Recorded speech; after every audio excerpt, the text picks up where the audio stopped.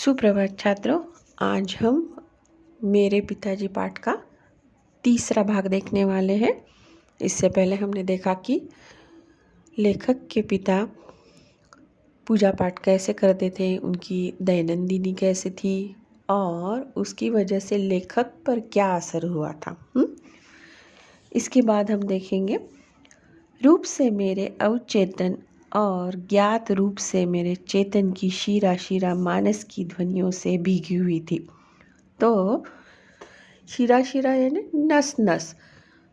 तो लेखक कहते हैं कि जो उनके पिता पढ़ते थे रामचरितमानस, उनके आवाज़ से उनकी नस नस भीगी हुई थी।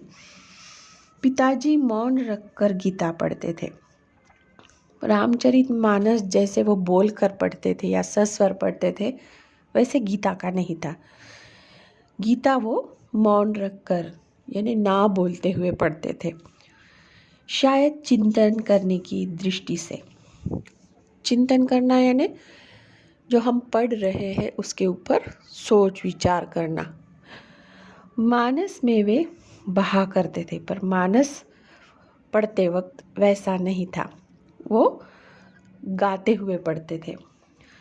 संस्कृत का उन्हें साधारण ज्ञान था। संस्कृत का उन्हें ज़्यादा ज्ञान नहीं था, साधारण था।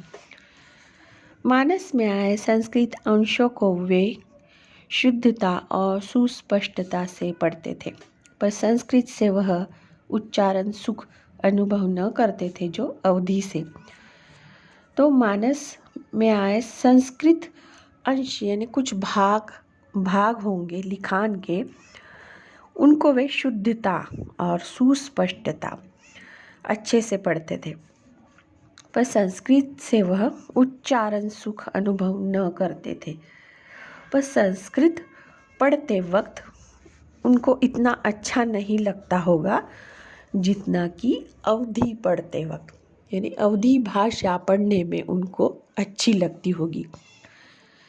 कविता सस्वर पढ़ने का मुझे भी शौक है। तो लेखक कहते हैं कि कविता स्वर के साथ पढ़ना उनको भी अच्छा लगता है। ब्रज और अवधि की कविता मैं घंटों पढ़ सकता हूँ, और ब्रज भाषा और अवधि भाषा की कविताएं वे घंटों पढ़ सकते हैं।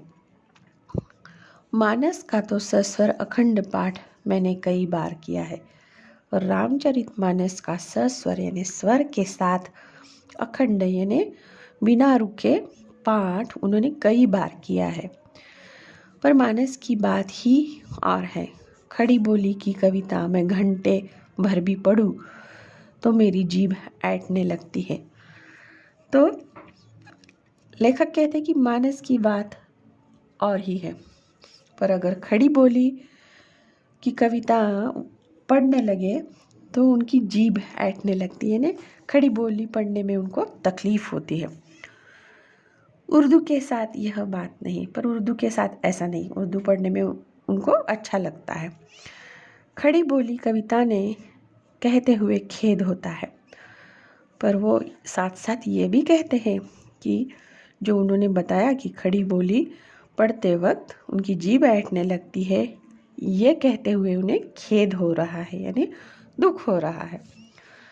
मानस की सूक्ष्म शिराओं को अभी कम ही छुआ है।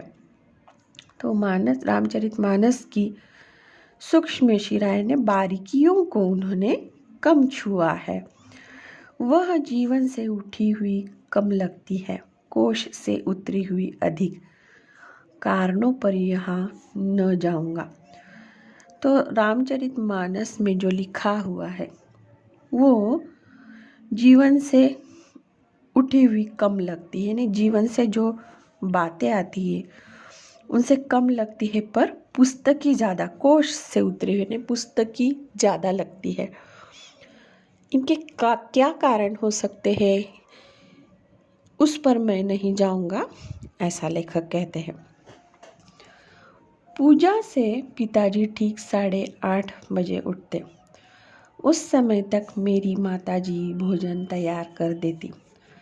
तो सुबह 8 बजे वो पूजा से उठते, तब तक उनकी माँ जो थी वो खाना तैयार कर देती थी।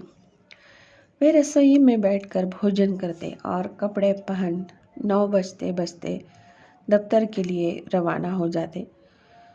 तो रसोई में बैठकर वो खाना खाते थे और जब तक 9 बजते वो दफ्तर के लिए चले जाते थे। किसी किसी दिन ऐसा भी होता था कि किसी कारण भोजन समय पर तैयार न होता, तो होता है ना कभी कभी।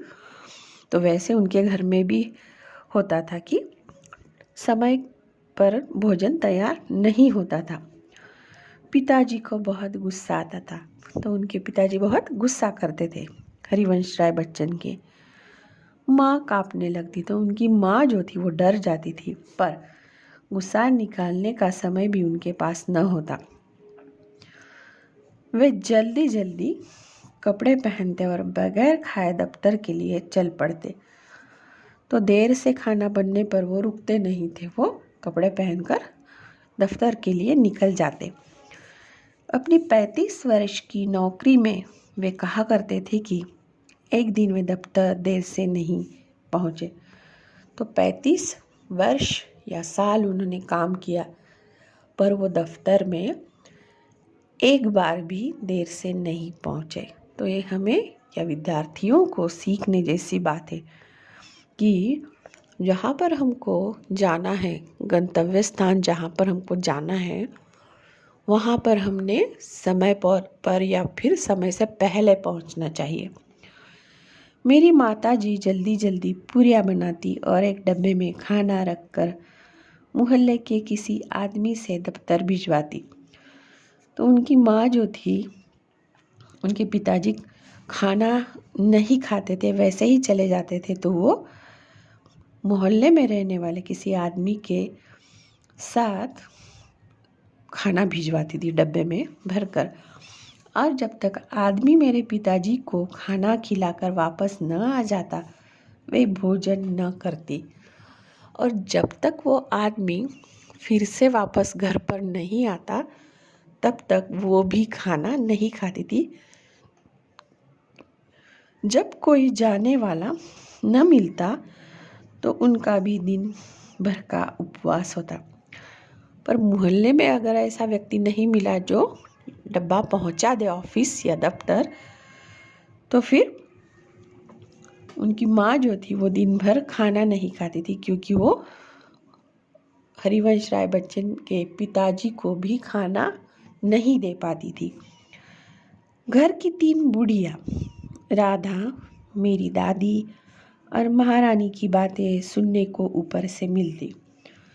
तो माँ जो थी वो दिन भर खाना तो नहीं खाती थी, पर वो जो 3 औरतें थी घर की, राधा, दादी और महारानी, वो भी उनको बातें सुनाती थी। क्यों? मेरी माँ न खाती तो वह कैसे खाती? पर अपनी भूख का गुस्सा वे दिन भर माँ पर उतारती रहती। उनके पिताजी नहीं खाते, इसीलिए माँ नहीं खाना खाती थी, और माँ नहीं खाती थी इसीलिए घर की ये 3 औरतें नहीं खाती थी। पर वो दिन भर बोल बोल कर अपना गुस्सा हरिवंश राय बच्चन के माँ पर अपना गुस्सा उतारती थी।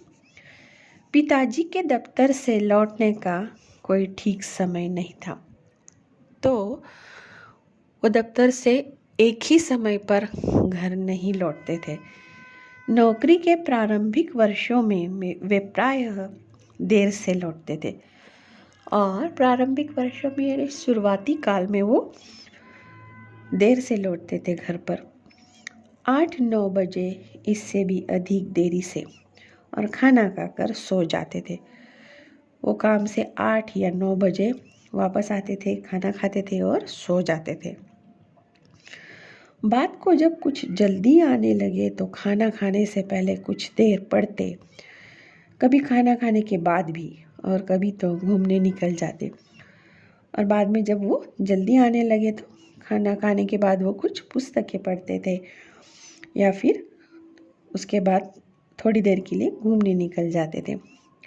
सुबह गंगा स्नान में आने जाने के 8 मील, दिन को दफ्तर आने जाने के 8 मील, यानी कुल 16 मील चल लेने पर भी उनकी चलास तृप्त नहीं होती थी। तो सुबह जो प्रातःकाल की विधि करने के लिए वो गंगा जाते थे, वहाँ जाने आने का 8 माइल और ऑफिस का 8 माइल, ऐसा कुल मिलाकर 16 माइल होता था।